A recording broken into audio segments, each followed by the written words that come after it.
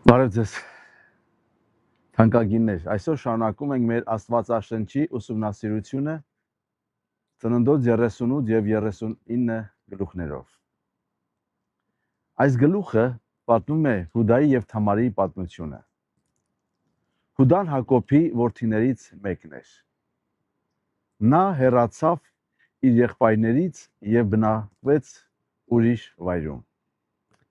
Այնտեղ նա ամուսնացավ և 3 որդի ունեցավ. Էրը, Օնան և Շելան։ Հուդան իր մեծ որդու Էրի համար կին վերցրեց, որի անունը Թամար էր, բայց երբ չար մարդ էր Աստծո աչքում և նա մահացավ։ Այդ ժամանակ հին սովորության համաձայն Թամարը պետք է ամուսնանար Էրի եղբոր հետ, Օնանի հետ, որպեսզի իր եղբոր անունը շարունակվեր, բայց Օնանը չցանկացավ դա անել և Աստծուն դուր չեկավ նրա վարքը, նա նույնպես մահացավ։ Հուդան վախեցավ, որ իր երրորդ որդին էլ կմահանա և չտվեց նրան Թամարին։ Տարիներ անցան, Թամարը տեսավ, որ իրեն չեն տալիս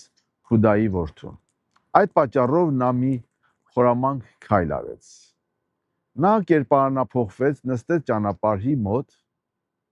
և Հուդան չճանաչեց նրան։ Հուդան մոտեցավ նրան և խոստացավ վճարել նրան այծով։ Որպես երաշխիք նա տվեց իր կնիքը, գոտին և գավազանը։ Հետո Թամարը հղիացավ։ Կներեք, նավահանգիստում եմ ինչ-որ ձայներ ա գալի։ Երբ մարդիկ ասացին Հուդային, որ Թամարը հղի է, նա բարկացավ և ասեց, որ նրան պատժեն։ Բայց Թամարը ցույց տվեց այն իրերը, որոնք Հուդան էր տվել իրեն։ Այդ ժամանակ Հուդան հասկացավ, թե ինչ է տեղի ունեցել և ասեց. նա ինձանից է ավելի արդար է։ Թամարը ծնեց 2 որդի՝ Փերես և Զարա։ Հետագայում Փերեսի սերնդից է գալիս Դավիթ թագավորը և այդ նույն սերնդից է գալիս նաև Հիսուս Քրիստոսը։ Ծննդոց 39-րդ գլուխը։ Այս գլուխը նորից վերադառնում է Հովսեփի պատմությանը։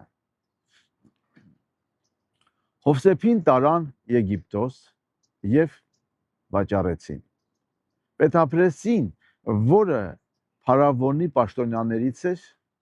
Աստված Հովսեփի հետ էր և նրա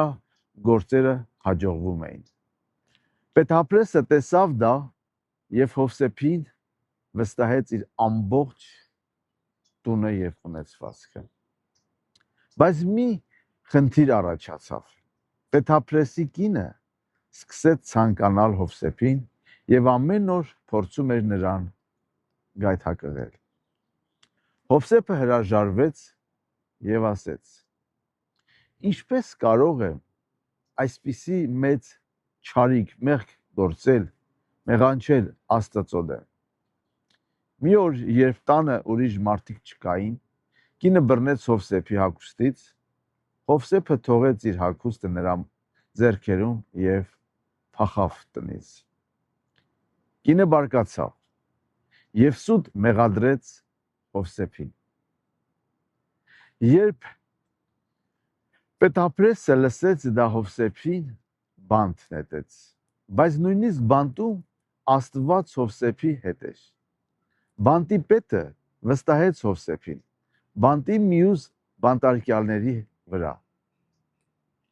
Այսպիսով, Հովսեփը նույնիսկ դժվարության մեջ շարունակում էր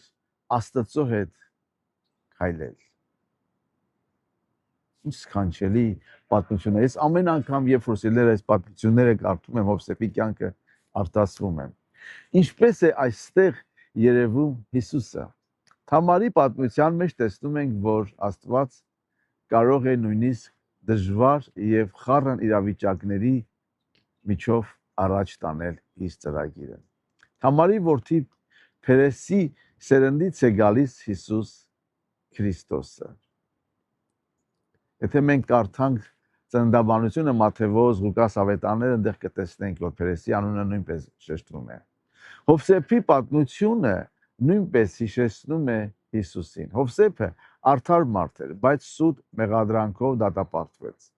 Նույն ձևով Հիսուսն էլ մեղք չուներ, բայց սուտ մեղադրանքով դատվեց եւ տառապեց։ Բայց Աստված նույնիսկ այդ դժվարությունների միջոցով կատարում է իր մեծ ծրագիրը։ Մի հարց։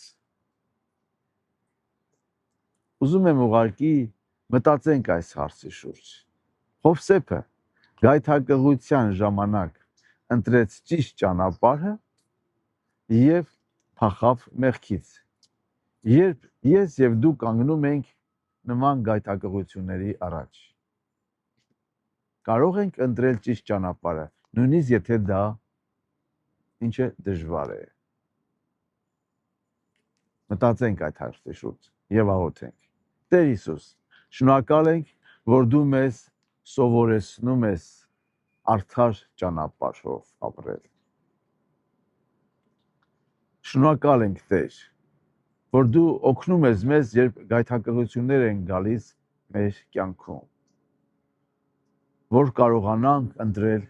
ճիշտը։ Տուր մեզ, Տեր Հիսուս, ուժ եւ իմաստություն, որ ապրենք այնպես, ինչպես դու ես ցանկանում։ Հիսուսի անունով Հայր աղոթեցինք, ամեն։ Սիրելիներ, մենք այսօր ավարտեցինք մեր այսօրվա այս գլուխները, կհանդիպենք հաջորդ գլուխներում։ Թող Աստված օրհնի ձեզ, կարող եք, եթե